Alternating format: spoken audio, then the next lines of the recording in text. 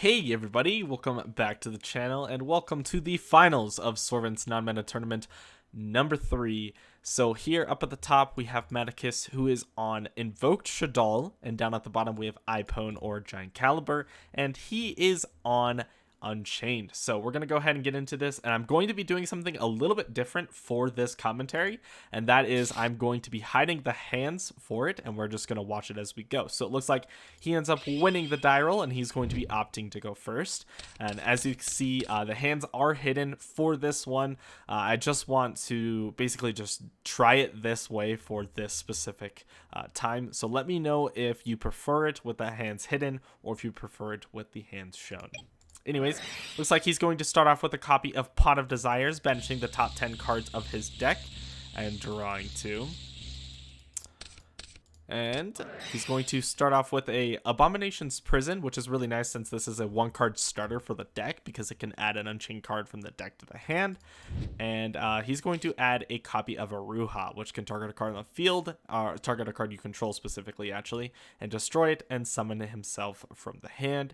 And it's really nice because it triggers a lot of your Unchained cards. So he's going to be setting a card and using Aruha, sorry, if I'm pronouncing that incorrectly, to pop the Escaped of the Unchained to special summon itself from the hand. Also, Escape can trigger here since it's destroyed by a card effect. If this card is destroyed by a card effect, you can special summon an Unchained monster from his deck. So he's going to be summoning Sarama. Then he could go ahead and use Sarama to go ahead and reset the Unchained, Escape of the Unchained, and pop another card on his field. So he's going to opt to set the Escape and then pop the Aruha, and then Aruha is going to also trigger to special summon a Unchained monster from the hand or deck as well.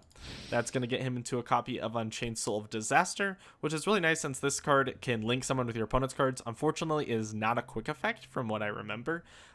So that is a little unfortunate, but it does float just like a lot of the other stuff. I believe it summons one back from the grave, like if I recall correctly.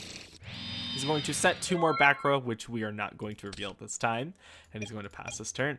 So Maticus is going to start off with Pankratops, which is pretty good. Always drawing the 1-ofs. I feel like he always just is super lucky with that. Shaddoll Fusion is going to come down to fuse a copy of Trickstar Korobane, so that tells you he's on the Trickstar engine, as well as a copy of Wendy from his hand. Then he's going to fuse into a copy of Construct. So I don't remember the chain link since they were in a call, but he's going to be using Construct and Wendy. Wendy's going to be sending Beast face down, and Construct is going to be sending the Shaddoll incarnation to the graveyard. Then he can go ahead and use the effect of Shaddoll Incarnation to get this Beast flip face up, and he's going to also draw 2 cards and discard a card of his hand. He's going to discard the Squamata, which is essentially another copy of Construct, sending Shaddoll Fusion to the graveyard. Then he's going to use Set Rotation here, and I can show you these cards since technically you do have to reveal what they are field spells. So he's going to set a Light Stage to his opponent's field, as well as a copy of, I believe this is a Meltdown, which we're going to see activated here. Yep, so he's going to use Meltdown to activate here, and a Escaped of the Unchained is going to be chained here to target an Unchained monster on Ipone's field and a card on your opponent's field and destroy them. So he's going to destroy Sarama, and he's going to, I assume, target the Meltdown. I believe this was chained with a Pankratops targeting the Sarama, which will essentially make the Escape of the Unchained resolve without effect since it has to destroy both targets, the Sarama as well as the field spell. And so I believe that will make the Meltdown resolve correctly. I believe that's the interaction that happened. There's no messages in chat, but I'm pretty sure that's the what happened there. And since Sarama was destroyed by a card effect, he can special Rekea from the deck. And that is a quick effect to destroy a card on his own field. So Alistair is going to be normal summoned here to search for a copy of Invocation, and then he's going to link summon with, oh, maybe not actually. Oh, yep, he's going to link summon with Beast and Invoker into a Cross Sheep. Then he's going to use this copy of Invocation to banish the Aruha out of the graveyard, which is a fire monster, as well as the Alistair out of his own graveyard to summon Purgatrio. Then Cross Sheep's going to trigger here to special summon back Shaddoll Squamata, and that's gonna be hit with a Torrential Tribute, so and a crazy card coming down. And this is honestly one of the best times for it to come down. Torrential Tribute's actually really insane in the Unchained deck because everything floats. So I think we're going to see a lot of float effects here, especially because Construct will also trigger. So if I do remember correctly, the Construct has to go on Chainlink 1 due to Seagok rules, and then the Souls and Archaea will be put as 2 and 3 respectively. So this Construct's going to add back the El Shaddoll Fusion to his hand, and a Abominable Unchained Soul is going to be special summoned from the deck, and a copy of Sarama from the graveyard. He's going to, I assume, opt to not use the effect here, to actually just pop the field spell. I don't think there's really a reason to.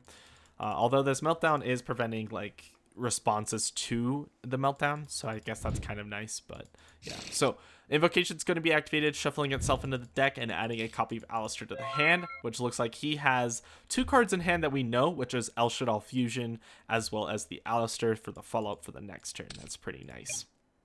So he's going to go ahead and go into his turn, switches Sarama to attack mode, and I believe he's going to use the effect to bring back the Archaea as well as pop a card on the field, which he's going to pop the Archaea as well, and get the Abominable Unchained Soul. So this is pretty much 7,500 damage, so he just needs 1 more card on the field in order for this to be game, and a normal summon of Sarama is probably going to do it. So I'm going to reveal all the set cards because I believe that this is game here, so we're going to go ahead and take a look. So he did have an Escape of Unchained face down, a Sarama in hand as well as a Veiler, and his opponent had a Invocation and a Shaddoll Dragon that we didn't know. The rest of the cards we did know, and I believe that's going to be him scooping up the game. So yeah, I'm going to hide the hands yet again, and we're going to get into game number 2.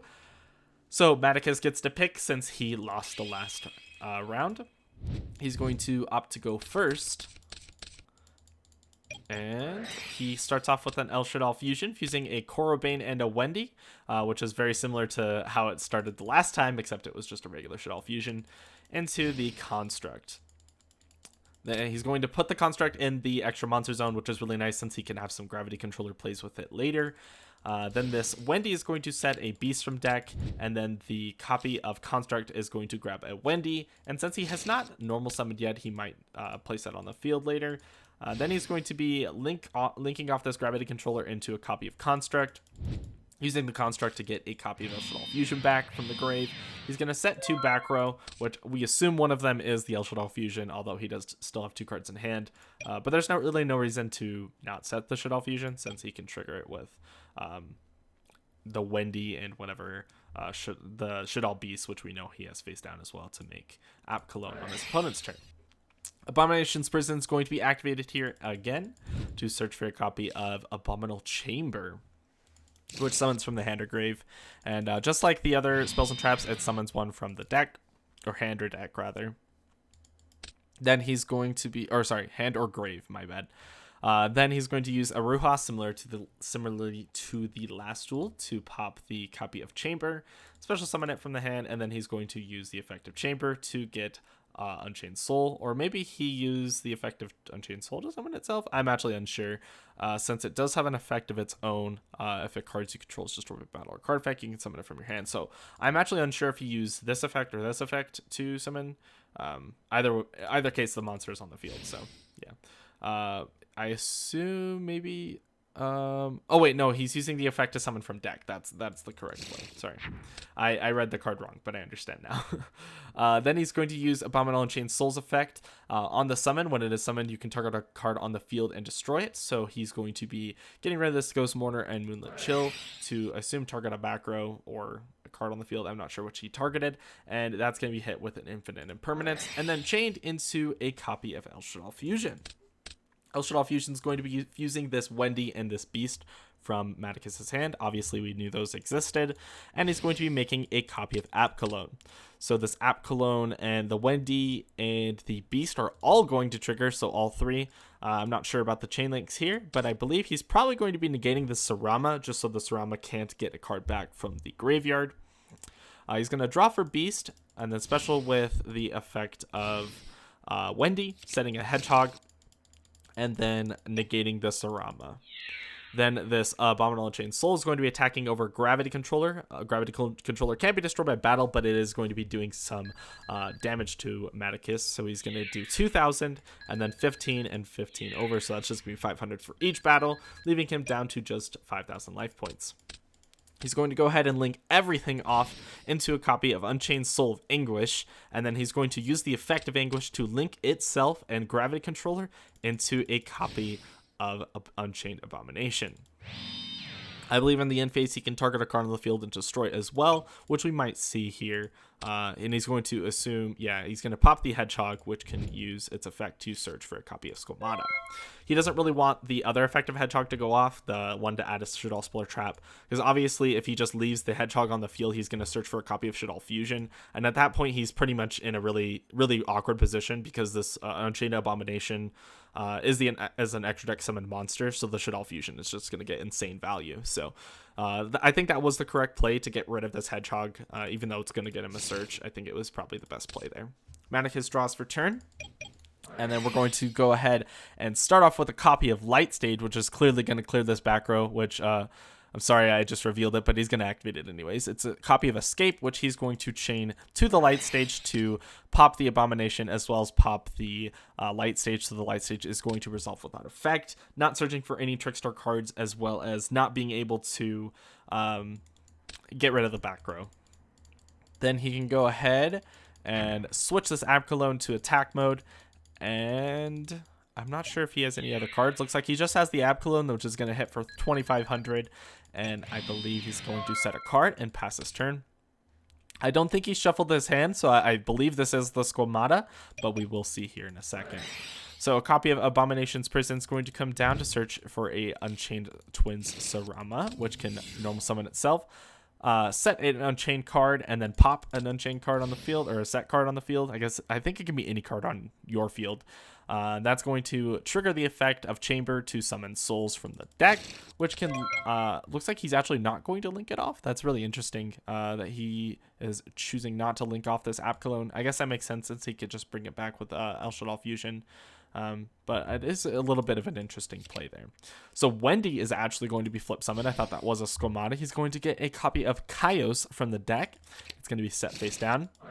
He's going to then use the copy of Shaddoll Fusion to fuse the Kaios and the Abcalone together.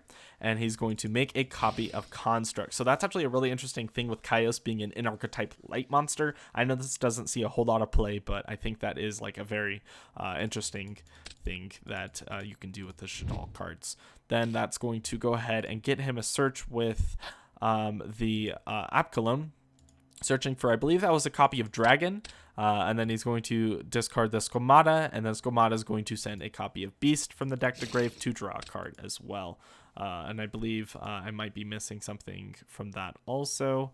But he sends an Shaddoll Incarnation. I'm not sure how that got sent there. I'm trying to work this out in my head. I guess that was from the Construct, huh? So 2 mills due to the Skomata and the Construct, so that makes sense being the Beast and the Incarnation. So he's going to get a draw here, and then this, he's going to set a card, and then I assume use the Shaddoll Incarnation. Maybe not. I'm not sure what the card is. Nope, looks like he's just going to pass his turn at that. All right, so Ipon draws for turn, and he's going to be met with a Paleozoic Dynamistress, banishing or discarding the invocation out of his hand to go ahead and banish the Sarama, which I think was a really good choice since the Sarama is not a non-summon effect. It's just a once per turn during the main phase, so he can just continuously use the Sarama so long as it doesn't die. Then he's going to go ahead and set a card. Oh, and I just revealed it. It is a copy of Torrential Tribute, but we'll see that come down here in a second. So this copy of Shaddoll Incarnation is going to be used on, I believe, his face down. Flipping it face up, which is a copy of Shaddoll Dragon, returning the dog back to his hand, and passing his turn. So he draws for turn. Activates a copy of Meltdown, searching for Alistair the Invoker, and he's actually not going to summon the Invoker, which is really funny because that is playing around this Torrential Tribute. I'm not sure if he knew that that card existed, but I think that is going to be game here, attacking for 15, 19, and 2,800 which actually is going to be met with Dark Spirit of Banishment, which is a very interesting card. What a crazy tech option, actually. If your opponent's monster attacks at the start of the damage step, you can send this card from your hand or field to the grave, target a level 8 fiend monster in your graveyard, and special summon it, and its effects are negated. And the attack target is changed to that monster, and you perform damage calculation. So I believe that this Abominable Unchained Soul is going to be summoned back to the field. Then it's going to be in damage steps, so the Shaddoll Dragon is forced to attack into the Unchained Soul, killing it, since he'll take the 1100 points of damage, and it is sent to the graveyard. So that is a really interesting play.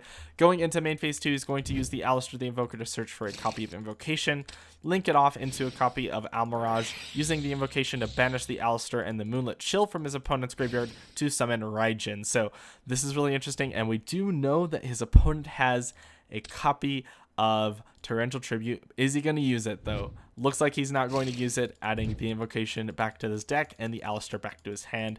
And I believe he's going to pass his turn at that. He's just going to go straight into battle phase and attack over this Wendy, and Raijin's going to be using its effect to flip it. And then he's going to opt to just actually pass his turn, which is really interesting, since if you don't know this, you can actually flip summon cards so long as their battle position wasn't changed during that turn. Actually, no, it did declare an attack, so you can't change it. I did completely forget about that. But yeah, he can't change it because he did declare attack with a monster. But if he didn't declare an attack with this monster, he can actually flip summon it during the same turn. So I am honestly rambling about nothing. He definitely can't flip this card face up since it did declare an attack. He's going to draw for turn, drawing into a copy of Cosmic Cyclone, which deals with this copy of Torrential, and that is going to be the game. We didn't see what the last card in his hand was, but I don't think it was as relevant as it should have been, I guess. So going into game number 3, Ipone's going to be opting to go first this time. And let's see what he's got. So he's going to start off with a copy of Abomination's Prison. 3 games in a row. The first card he's activated for all 3 games. I believe actually the first game he started with the Pot of Desires, but still. Basically the first like search card is Prison for each duel. He's opened it in every single hand. Normal summoning Rakea or using the effect to pop the Escape. Escape's going to special summon from the deck, summoning Sarama, and Sarama is going to trigger to set the Escape, popping the Rakea to special the dog, and then he's going to set a card and pass his turn. So in the battle phase, he's just going to go straight to battle phase and use this copy of Evenly Matched. It's so crazy. He always draws one-ofs. So it looks like Ipone's just going to be opting to banish the cards. He can't figure out how to banish them face down, but he figures that out here in a second. And that was the correct card banished. I do want to clarify for the video that this is an Escape of Unchained that he did banish. It looks like he also banished a copy of Torrential Tribute and his Sarama. Going to main phase 2, Maticus is just going to set 2 back row, or 2 cards face down, being, it looks like a Wendy. I didn't see what the other one was, but you guys might have. Pot of Extravagance is going to be activated here, banishing 6 cards from his extra deck, drawing 2 cards. He's on Pot of Extravagance and Desires, which is actually pretty funny. He's going to be normal summoning Sarama and using the effect of Sarama to bring back a copy of Abomination's Prison, popping it, and then he's going to special summon the Abominable Unchained Soul. And then he might use the effect here. Looks like he is going to be discarding the copy of Dark Spirit of Banishment to probably pop this back row. I'm actually not sure if it can pop back row. Yeah, it's just any card on the field. So he's going to be actually destroying Wendy, and Wendy can actually trigger here since it was destroyed. He can special summon a Shaddoll monster from his deck in face down position. So that's going to be Hedgehog. And then it looks like he's just going to pass his turn at that. Shaddoll Incarnation is going to be activated here to reborn a Shaddoll monster back from the graveyard, which will probably be this Wendy, flipping it face down. And since it's a new turn, this Incarnation's fine, as well as the Wendy. They can both resolve perfectly fine. So Wendy's going to be flip summoned, special summoning Ariel from the deck. And then he's going to flip summon this Hedgehog, which is going to be hit with an Effect Veiler. Which is really nice since he can't search for any of his fusion spells. It looks like he's going to be tribute setting a monster, using the copy of Shaddoll Incarnation, banishing the Hedgehog as well as itself to flip summon the copy of Shaddoll Beast, drawing 2 cards, discarding a card, which is going to be discarding this Kiru, and then using Terraforming to search for a copy of Meltdown. Meltdown's probably going to be activated here, to search for a copy of Alistair out of the deck. And then he can go ahead and normal summon it. Actually, he can't normal summon it because he tribute set the beast. So we do correct the game state here. I do remember this, actually. But yeah, this Alistair was normal summon to search for a copy of Invocation, but we do reset the game state since he is going to actually realize, oh wait, I believe he's going to link it off here and then realize, oh wait, I already normal summoned this turn. So he's going to be showing that the Alistair is going back to hand and the Invocation back to deck. So no plays were made with that illegal normal summon. It was just returned back to hand. So then he's going to link off this copy of Wendy as well as Beast into a Crush Heap. And then he's going to activate Invocation to fuse from hand, fusing the Alistair as well as the copy of Wendy from the graveyard, which is going to special summon Raijin. And then he's going to go ahead and use the Crush Heap to bring back the Invoker, or the Alistair, the Invoker. Linking to a copy of Unicorn, discarding this Korobane to shuffle back the Unchained Abominable Soul. Then he can Jizukiru over Sarama, so his opponent can't get extra value out of it. And then he's going to use the effect of Raijin to flip the Jizukiru face down, passing his turn to his opponent. He's going to go ahead and, looks like, flip some of this copy of Jizukiru and use it to attack over the Raijin. He's just going to use the Raijin to flip it back face down. And then he's going to use the dog, the Unchained Soul of Disaster, to link off with the Unicorn into a copy of Unchained Abomination. Then he's going to go ahead and set a card face down and use the copy of Aruha to flip to destroy the Abominable Chamber of the Unchained and special summon it to the field. Looks like Maticus drew for turn because he saw the writing on the wall, and obviously he's just gonna scoop up the game there. So yeah, this Abomination's going to be popped with the Raijin during the end phase. Actually, it's going to be popped due to its own effect, since when a card is destroyed by a card effect, except itself, you can target a card in the field and destroy it. So that is really interesting there. But we can go ahead and take a look at everything else. So it looks like Maticus's next draw was a copy of Shaddoll Hedgehog, and his face down is a copy of Ariel. So I think we did know about this Ariel, but there's really nothing else that he could have got back from this. Because probably in the end phase, the Abomination's probably just going to pop the Ariel, and then he's kind of screwed out of resources, since he does have a Jizukiru as well as this Abomination. And their Ruha on the field, so lots of interaction here. I mean, not a whole lot of interaction, but his opponent's pretty much out of resources with this copy of Hedgehog.